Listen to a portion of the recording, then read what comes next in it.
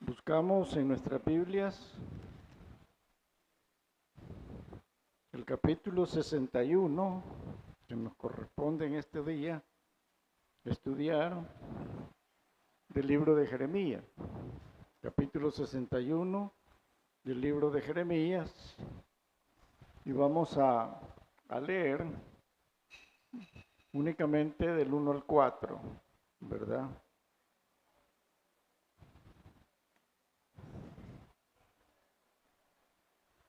Isaías, capítulo 61, del 1 al 4. Creo que todos lo tenemos, o habrán algunos que todavía lo están buscando.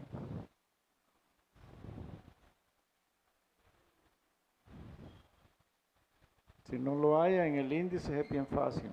Ahí le dicen qué página está. Isaías. Dice la Escritura en el nombre del Padre, del Hijo y del Espíritu Santo. El Espíritu de Jehová, el Señor, está sobre mí, porque me ungió, me ha enviado a predicar buenas nuevas a los abatidos, a vendar a los quebrantados de corazón, a publicar libertad a los cautivos y a los presos apertura de la cárcel, a proclamar el año de la buena voluntad de Jehová y el día de venganza de Dios nuestro, a consolar a todos los enlutados, a ordenar que a los afligidos de Sión se les dé gloria en lugar de ceniza, óleo de gozo en lugar de luto, manto de alegría en lugar de espíritu de angustiado, y serán llamados árboles de justicia, plantío de Jehová para gloria suya. Reedificarán las ruinas antiguas y levantarán los asolamientos primeros y restaurarán las ciudades arruinadas, los escombros de muchas generaciones. Padre, bendice tú la palabra, Señor. Sé tú quien habla a cada uno de nosotros, Señor. Sé que tú hablas a tu iglesia y sé que también hablas a través de tu palabra a cada uno en lo personal. Gracias por ello. Que sea tu Espíritu Santo quien se mueva en este lugar. En el nombre de Cristo Jesús. Amén. No hay duda que la profecía es mesiánica y de múltiple cumplimiento. En primer lugar, se enfoca a que el pueblo de Dios sería librado en el tiempo de Dios del cautiverio babilónico. Ese es el primer punto. De eso está hablando la profecía en primer lugar. Dije que la profecía es de múltiple cumplimiento.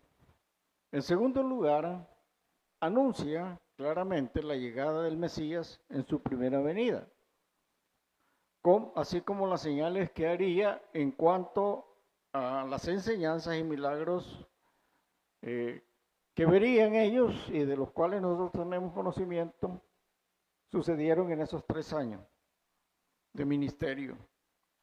El tercer punto es que es una clara señal que habrá un periodo especial, que era la época de la gracia. La época de la gracia en la cual nosotros estamos y que terminaría o terminará con el rapto de la iglesia, haciendo correr el reloj de Dios. O sea, el reloj de Dios se detuvo, pero ahora empezaría a correr después del rapto de la iglesia para su segunda venida, cumpliendo las 70 semanas que Daniel había profetizado. Y el cuarto punto apunta a lo que va a suceder después de la segunda venida de nuestro Señor Jesucristo, dando inicio así al milenio, donde gobernaremos con Él. Indudablemente que hay más detalles en el capítulo 61, está llena de mucha profecía, Está llena de mucho contenido, pero en términos generales yo voy a tratar estos 4 puntos y uno al final que me interesa.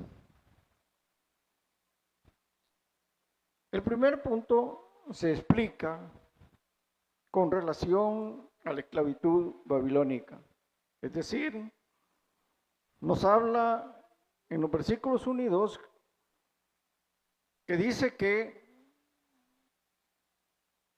las buenas nuevas es que viene a hablarles a los abatidos, a los quebrantados, a publicar la libertad de los cautivos, a los presos, a proclamar el año de la buena voluntad de Jehová, que indudablemente sería el día en que fueran liberados del imperio babilónico. De eso está enfocado en eso. Y además agrega que en el versículo 4, que va a reedificar las reinas antiguas. Todos sabemos a través de los libros de Nehemías y Esdras que llegó Zorobabel para restaurar la ciudad, a levantar los asolamientos primeros, la restauración de las ciudades arruinadas. La ciudad estaba totalmente barrida y llegaron a levantar la ciudad. Llegaron a construir el templo posteriormente, Esdras, y llega Nehemías para levantar los muros. Exactamente eso es lo que está anunciando. Ese tiempo, del 1 al 4, lo está anunciando, pero vuelvo a repetir, esto es de múltiple cumplimiento. O sea, yo creo que los que son estudiosos, los que no son oidores olvidadizos, los que están en el seminario y los que estén comprometidos, creo que deberían de leer esto después de esta enseñanza, despacio, para poder comprobar de qué es lo que estamos hablando. De ese tiempo está hablando en este instante. Ahora bien, veamos el segundo cumplimiento, el segundo punto. Estoy hablando de cumplimiento múltiple. Y siempre estoy hablando de los versículos del 1 al 4. Allí están los múltiples cumplimientos. Ahora, del 1 al 4 lo que nos está hablando es de la llegada del Mesías. Es el momento maravilloso con la llegada del Mesías. De eso está hablando. Dice, el Espíritu de Jehová, el Señor, está sobre mí porque me ungió Jehová, me ha enviado a predicar buenas nuevas a los abatidos, y de ahí declara todo lo demás de ese cumplimiento. ¿A dónde nosotros confirmamos que eso es una realidad? Váyase a Lucas, al Evangelio de Lucas, y se va directamente al capítulo 4, si no ya se lo están proyectando. Y dice el versículo 4, el capítulo 4, del versículo 16 en adelante, allí se da el cumplimiento de esta profecía de Isaías. Se viene a cumplir 700 años después, o un poco más. Dice la Escritura, vino a Nazaret, está hablando de Jesús, llega a su pueblo, donde él nació, donde se había criado, no donde él nació, nació en Belén, donde él se había criado. Y en el día de reposo entró a la sinagoga, conforme a la costumbre, y se levantó a leer. Aquí se comprueba por qué es que nosotros como iglesia leemos libro por libro, capítulo por capítulo. ¿Por qué lo hacemos? Porque así se establecía.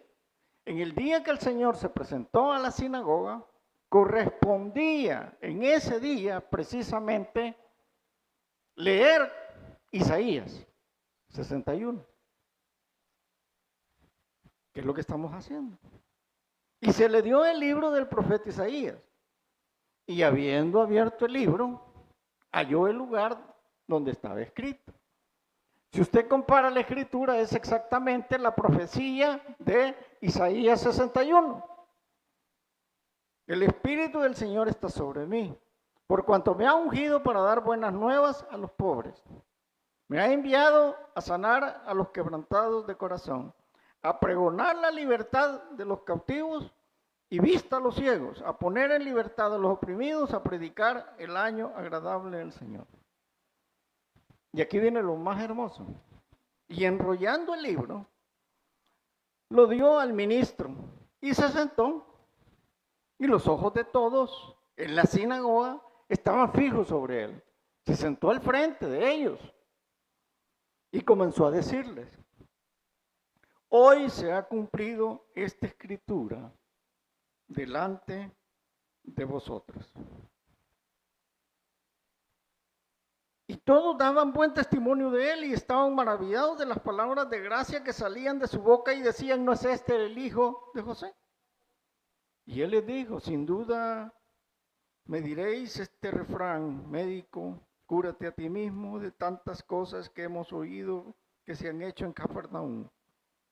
Haz también aquí en tu tierra. Y añadió: de cierto digo que ningún profeta es acepto en su propia tierra. Y de allí les detalla todo. Palabras del Señor. Al oír estas cosas, todos en la sinagoga se llenaron de ira. ¿Quiénes se llenaron de ira? Los religiosos, el rabino, quienes estaban allí. Y levantándose le echaron fuera de la ciudad y le llevaron hasta la cumbre del monte, sobre el cual estaba edificada la ciudad de ellos, para despeñarle. Mas él pasó por medio de ellos y se fue. Qué tristeza, ¿verdad? Qué tristeza lo que sucede, ¿verdad? No poder apreciar ese momento tan hermoso de tener al Hijo de Dios frente a ellos. Conozco el lugar, tuve la oportunidad, gracias al Señor, a donde llega y llegan para despeñarlo. Es increíble. Es un lugar donde está el precipicio y abajo está lleno de piedras, a una altura, no sé de cuánto, pero es una altura considerable que al nomás empujarse a alguien, se muere. Y si no se hubiera muerto allí, lo agarran a pedradas y lo terminan de matar. Pero dice la Escritura que él pasó en medio de ellos y se fue, que no lo vieron. O sea, Dios y hombre, que tenía esa capacidad. Pero qué tristeza, ¿verdad? Que no pudieron evaluar ese momento. Ahora imaginémonos usted y yo. Trasladémonos a ese día, donde está en la sinagoga, y lo vemos abrir el rollo donde está Isaías. Y asimilamos que estamos ante la presencia del mismísimo Hijo de Dios. ¿No creen que si tuviéramos esa oportunidad de poder regresar a ese momento tan glorioso, sí nos emocionaría? Por lo menos a mí, sí me emocionaría mucho, porque sería un anuncio, y es un anuncio de lo que va a suceder cuando estemos ante su presencia. Por eso cuando oigo a Marcos Vidal con la alabanza cara a cara, creo que me conmuevo, como muchos, al saber que tendremos la oportunidad de que esto suceda. Y eso sucedió ese día, en ese lugar, al estar ante él. Y fue la primera vez que intentaron asesinarlo. Pero cuando escucho, por eso le dije a alabanza que me ayudaran con esa alabanza hoy que estábamos ahí. Y sí, cada vez que oigo esa alabanza yo me quiebro, porque me transporto a ese momento en el cual vamos a estar ante nuestro Maestro, ante nuestro Señor, ante nuestro Salvador, ante nuestro Rey, ante lo que es todo para nosotros.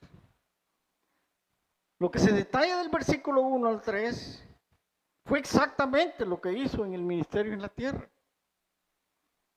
Eso que está del 1 al 3 en el 61, eso es exactamente. Pero ahora veamos lo que puede suceder cuando permitimos que Jesús venga a nuestras vidas. O sea, permitirle que entre a nuestras vidas, que transforme nuestras vidas, que tome todo nuestro ser. ¿Qué puede suceder? No hay duda que, como dice el versículo 1 del 61, me ha enviado a predicar las buenas nuevas. A usted y a mí, si no es un oidor olvidadizo, si no es alguien que está pasando, sino que es alguien que decidió recibir a Cristo Jesús como su Salvador personal, que ha hecho el compromiso con Él de hacerse discípulo, de hacerse siervo de Él, pues nos ha mandado a predicar las buenas nuevas del Evangelio. Porque el Espíritu del Señor está sobre mí y está sobre usted. Esa es una realidad. Si estamos abatidos, haciendo los demás versículos, aplicarlos a nuestra vida, por los afanes diarios que tenemos, por los problemas en que nosotros mismos nos hemos ido a meter, Él llega para que podamos superar nuestras dificultades. Él llega para ayudarnos con esas cargas que tenemos nosotros. Si estamos quebrantados de corazón por problemas familiares, sentimentales, resentidos, rencorosos, si estamos dañados, no tenga duda que si usted viene y deja que Jesús entre a su vida, Él nos va a sanar. Nos sana de todos esos rencores, de todos esos resentimientos. Algunos dicen no, va. Y a pesar de haber llegado al Señor, algunos tienen resentimiento con sus padres. Y algunos lo dicen libremente. Yo a mi padre no le perdono tal cosa. Están resentidos desde que estaban pequeños con ellos. O con alguien, con su madre, con un familiar. Están resentidos. No han experimentado lo que es el perdón. Y cuando Jesús viene y usted deja que Jesús venga y entre a su vida, Él nos perdona, fíjese. Y nos permite que nosotros tengamos ese don de poder perdonar a otros.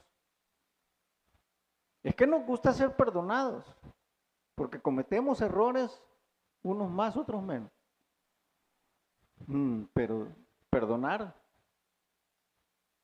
es bien difícil. Y a veces, cuando nosotros tenemos el perdón y podemos dar el perdón, podemos evitar una cantidad de dificultades. Porque entre más pronto nosotros perdonemos, más pronto superamos la dificultad que estamos pasando con nuestra pareja, con nuestros padres, con nuestros amigos o con nuestros compañeros. Pero entre más retardamos el perdón, eso nos va creando el resentimiento, nos va creando raíces de amargura y se van metiendo en todo nuestro ser y nos van contaminando. Pero Él viene a nuestras vidas y nos da el perdón y nos enseña a perdonar. Él viene a librarnos de la cadena del pecado. Estábamos esclavizados, pero Él viene a librarnos. Lo que para el hombre es imposible. A ese señor lo metieron no en uno, lo metieron en 5 lugares para que se recuperara de su alcoholismo crónico. Ninguno de esos funcionó. Le dieron de beber una pócima que por poco lo matan. No me acuerdo cómo le llamaban antes, pero les daban de beber algo que por poco lo mata. No funcionó. Pero cuando Cristo llegó a su vida, esas adicciones desaparecieron. Para su familia, para sus compañeros, para sus amigos, ese hombre estaba perdido. Pero Dios hizo lo que para el hombre es imposible. Las adicciones de todo tipo, si le permitimos a él actuar en nuestra vida, van a desaparecer. Ténganlo por seguro. Y creo que muchos de los que estamos acá tenemos adicciones. Diría 99.9999. No, me equivoqué. ¿Me equivoqué? Tenemos adicciones. Pasamos más tiempo en esto que en algo que nos ayude, que nos edifique, mucho menos en la palabra. Pero bueno, Él puede hacer que nuestra vida sea diferente. Démosle una oportunidad. Él nos da consuelo. Él es el pronto auxilio, como dice el corito, en la tribulación. Él cambia nuestro lamento en baile. Él nos da paz, que es lo que tanto necesitamos. Y eso, tan solo eso, representa el año de la buena voluntad de Dios. Porque cuando llegan nuestras vidas, hay un cambio. Hay un cambio radical si se lo permitimos. Y se vuelve el año de la bendición. ¿Queremos eso? Sí, dirán todos. Así como cuando preguntamos, ¿están contentos? Amén, dicen todos, y amargados. Hoy les pregunto, ¿quieren eso? Sí, dicen todos. Bueno, permítale que obre el Señor por medio del Espíritu. Permítale, déle una oportunidad que obre Él por medio del Espíritu Santo. Que sea Él quien cambie su vida. Dejemos que sea Él quien nos gobierne. Y no intentar nosotros llevar un cristianismo a nuestra manera. El versículo 4 dice que Él vino a edificar ruinas.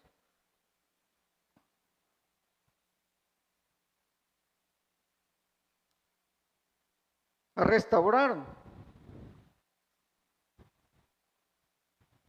Y eso vino precisamente.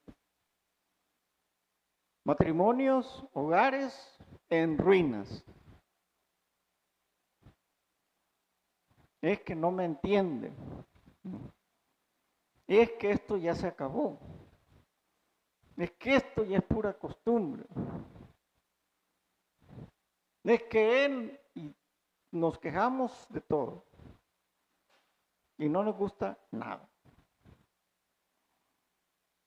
Un hogar donde solo viven 4, 6 personas, 3, 5, pero viven allí, pero eso no es un hogar. Es un lugar donde llegan a dormir y a comer, a bañarse, pero no es un hogar. Deje que el Espíritu Santo de Dios entre a ese hogar y Él se encarga de cambiar ese hogar por completo. Él restaura vidas. Muchos testifican cómo vinieron a Cristo, con hogares casi terminados. Habían perdido la esperanza de recuperar su hogar, habían perdido la esperanza de recuperar a sus hijos, habían perdido la esperanza de todo. Así vinieron muchos, llenos de deudas, llenos de problemas. Y la confianza de las personas había desaparecido en aquellos que estábamos en esa situación. Ahora, en Cristo Jesús, son muchos los que testifican, después de perseverar, después de ser constantes en el camino del Señor, después de confiar solo en Él, después de ponerle a Él en primer lugar, nos pueden decir con mucha certeza que este versículo 4 se cumplió en su vida. Las ruinas fueron edificadas, el asolamiento dejó de existir y la ciudad o el hogar arruinado, ahora estamos hablando de otra situación. En tercer punto, no hay duda que la profecía anuncia un periodo especial. Y eso lo dice en el versículo 2, por eso digo que es múltiplo cumplimiento. El año de la buena voluntad de Jehová. Tiene otra interpretación principalmente que con el rapto de la iglesia toda la incredulidad del mundo, óigame, toda la incredulidad del mundo, porque el mundo es incrédulo, no quiere creer en Cristo, pasará a ser un mundo de lamentaciones, por la gran tribulación, por supuesto. Y un deseo tardío de corregir en lo que no creyeron. Y sí habrá una oportunidad, claro que la hay, pero pagarán con su vida, porque serán parte de los mártires de la tribulación. ¿Qué sucede en nosotros los creyentes? Indudablemente que en ese periodo en los cielos, Él nos deja una señal, porque se darán las bodas del Cordero. Lo vemos en el versículo 10 del 61. En gran manera me gozaré en Jehová, mi alma se alegrará en mi Dios, porque me vistió con vestiduras de salvación. Eso somos nosotros. Me rodeó de manto de justicia, como novio me atavió y como a novia adornada en sus joyas. Esa es la iglesia. ¿Que de dónde saca todo eso? Si es que ahí está, lea la Biblia. Vaya a Apocalipsis, el último libro, y lea en los capítulos finales, en el versículo 21 y 2 de Apocalipsis, ¿qué dice?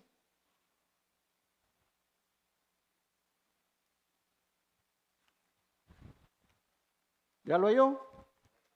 Yo no. Y yo, Juan, vi la santa ciudad, la nueva Jerusalén descender del cielo, dispuesta como una esposa ataviada para su marido. Son las bodas del Cordero. Y oí una gran voz del cielo que decía: he aquí el tabernáculo de Dios con los hombres, y Él morará con ellos, y ellos serán su pueblo, y Dios mismo estará con ellos como su Dios. ¡Qué belleza! ¿Eh? Esa es la nueva Jerusalén, a la cual usted y yo tenemos acceso. El cuarto punto no es más de lo que sucederá en el milenio, y eso lo detalla en el versículo 5. Y son todos aquellos que van a ser gobernados. Versículo 5, 61, Isaías. Y extranjeros apacentarán vuestras ovejas, y los extraños serán vuestros labradores y vuestros viñadores. Y vosotros, sigue adelante, en el 6, seréis llamados sacerdotes de Jehová, ministros de nuestro Dios. Comeréis las riquezas de las naciones y en su gloria seréis sublimes. ¿Usted se ha preguntado qué pasará después del rapto? Le cuento, después del rapto, como dijo Julio Iglesias, la vida sigue igual para el mundo. Solo se pregunta, ¿y aquí qué pasó? Y los que se lamentarán tardíamente dirán si era cierto lo que esos locos que se paraban en el púlpito anunciaban, se cumplió. Pero la vida va a seguir allí. A los 7 años, 3 años y medio de tribulación, 3 años y medio de la gran tribulación, viene Jesucristo con su iglesia, la que se llevó en el rapto, y gobierna por 1000 años.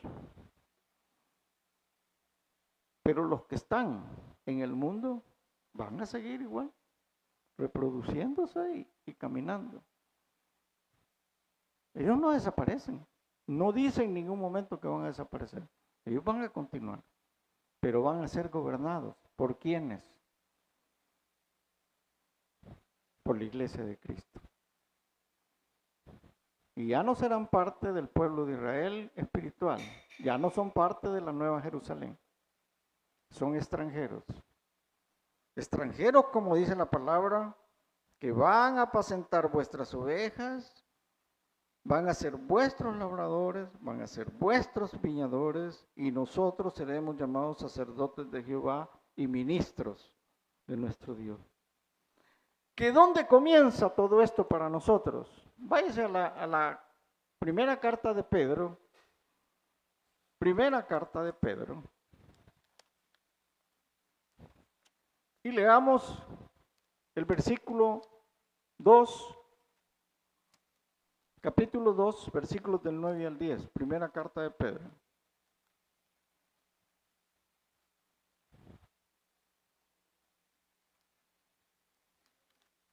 2, versículos del 9 al 10, dice la Escritura. Mas vosotros, ¿quiénes son vosotros? Todos los que hemos creído en Cristo Jesús.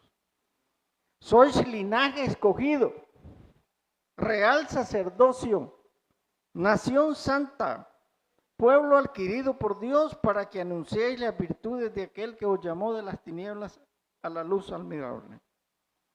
Vosotros, que en otro tiempo no erais pueblo, pero que ahora sois pueblo de Dios.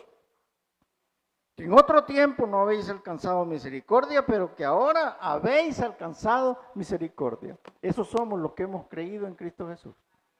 Esa es nuestra esperanza, esa es nuestra fe. Y esto hay que considerarlo. Por eso hay que cumplir con lo que nos manda la Escritura, predicar las buenas nuevas del Señor. Y quería quedarme con una última advertencia. Y es el versículo 8. Versículo 8 y el título de este estudio. Si alguno lo leyó en la página que tenemos.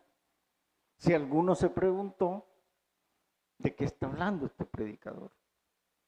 Porque yo, Jehová, soy amante del derecho, aborrecedor del latrocinio para holocausto. Por tanto, afirmaré en verdad su obra y haré con ellos pacto perpetuo.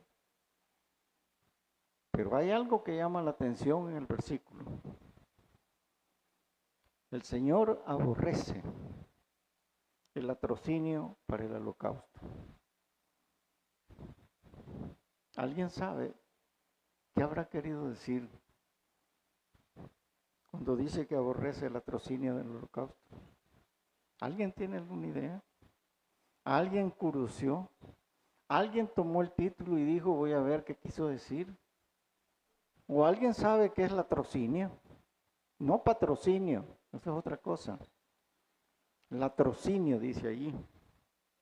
¿Alguien lo sabe? ¿Mm? ¿Alguien lo buscó ya allí? Es robar. ¿Pero cómo lo interpreta?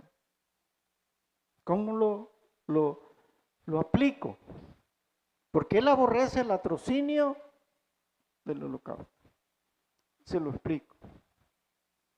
Es cuando vienes y haces sacrificios al Señor, trayendo al altar ofrendas con recursos que han sido obtenidos de manera incorrecta o ilegal.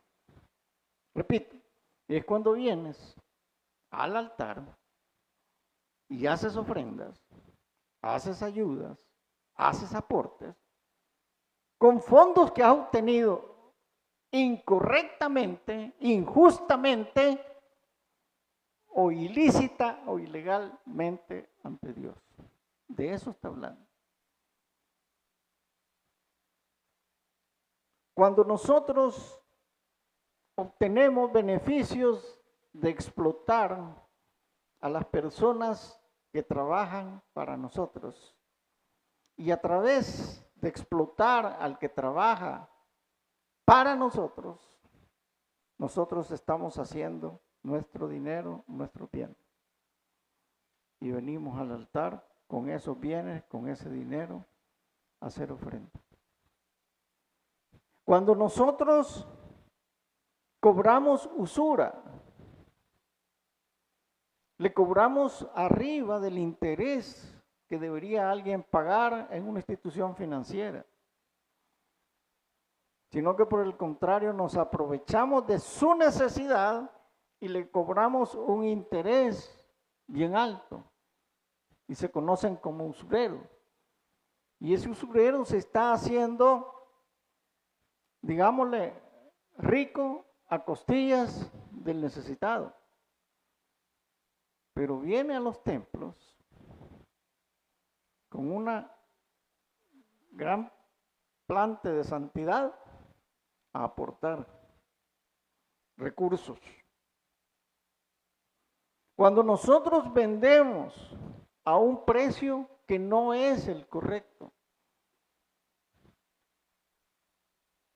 vendemos a un precio mayor porque las cosas están escasas. ¿Se ha dado cuenta usted que cuando hay alguna carestía inmediatamente le suben a los precios? Cuando no debería ser así. Pero eso sucede. Y a costillas del necesitado sacamos más de lo que deberíamos de sacar. Cuando vendemos algo defectuoso y aseguramos que está en buenas condiciones. Cuando vendemos algo que no está nuevo, pero al otro le aseguramos que está nuevo, pero es usado. Solo lo hemos maquillado. En los vehículos se da constantemente. Que se vende un carro bueno, pero solamente se ha arreglado para efectos de venderlo. Pero el que lo compra en cuestión de una semana o 2 semanas, se da cuenta de la belleza que ha comprado. Eso es latrocinio para el holocausto. Peor aún, si el origen de dichos fondos es totalmente ilícito, y ya ustedes saben a qué me refiero. Y muchos de ellos van y ofrendan porque quieren tener el favor de Dios. Muchos de ellos recurren, entre comillas, a ídolos para lograr el beneficio de lo que están haciendo. Eso se conoce. El hombre que lo recibe, la iglesia que lo recibe, puede sentirse satisfecha de que sus arcas se han incrementado, de que han subido sus ingresos. Y lo recibe consciente y probablemente inconscientemente. Pero hay alguien que no perdona y ese es Dios, quien dice tajantemente que aborrece ese tipo de ofrenda. En ese sentido, la ofrenda, entienda, lo que más aceptó el Señor fue la ofrenda de la viuda. Porque ella dio todo lo que tenía con todo su corazón. La Biblia no lo dice, pero puedo asegurarle que alimento no le faltó y que Dios la bendijo. Por el contrario, aquellos que estaban desembolsando, dice la Escritura, lo hicieron de lo que les sobraba. El versículo 8 nos habla de un pacto perpetuo, por medio del cual nosotros vemos que en ese pacto perpetuo dice, la descendencia de ellos será conocida entre todas las naciones y sus renuevos en medio de los pueblos. Todos los que lo vieren reconocerán, miren cómo nos llama. Si quiere lo tomamos para nosotros por fe. Reconocerán que somos bendito linaje de Jehová. Así de sencillo. Somos parte de ese bendito linaje por el sacrificio de nuestro Señor Jesucristo, por haber recibido y aceptado a Cristo como nuestro personal y único Salvador. Con todo eso, usted decide qué hacer en su vida. Inclinen su rostro, vamos a orar. Padre, gracias te damos por tu palabra, Señor. Gracias porque tú eres claro y específico al tratar con nosotros. Al anunciarnos a través de profecías y con anticipación las bendiciones que están para cada uno de nosotros si permitimos que tú entres a nuestra vida. Por eso en esta tarde, si hay alguien que aún no haya recibido a Cristo como su personal y único Salvador, ahí donde está, solo le pediría que levante la mano y la baje de inmediato. quiero orar con usted y por usted. Pero es necesario que reconozca que Jesús es el Señor. ¿Habrá alguien que quiera recibir a Cristo como su personal y único Salvador? Me dirá que no está preparado. Ninguno de nosotros está preparado. Si mañana eso no le funciona, déjelo, no vuelva a venir. Pero le puedo asegurar que usted estará llevando a su hogar paz. Estará llevando un regalo mejor. Estará llegando no solo, porque llegará usted y el Espíritu Santo. Levante su mano, la baja de inmediato. Solo quiero orar con usted. ¿Habrá alguien que quiera hacerlo? ¿Habrá alguien? Padre, gracias te damos, Señor. Si hubo alguien, dale una nueva oportunidad de salvación y de vida eterna. Llévanos con bien en nuestros hogares, en Cristo Jesús. Amén.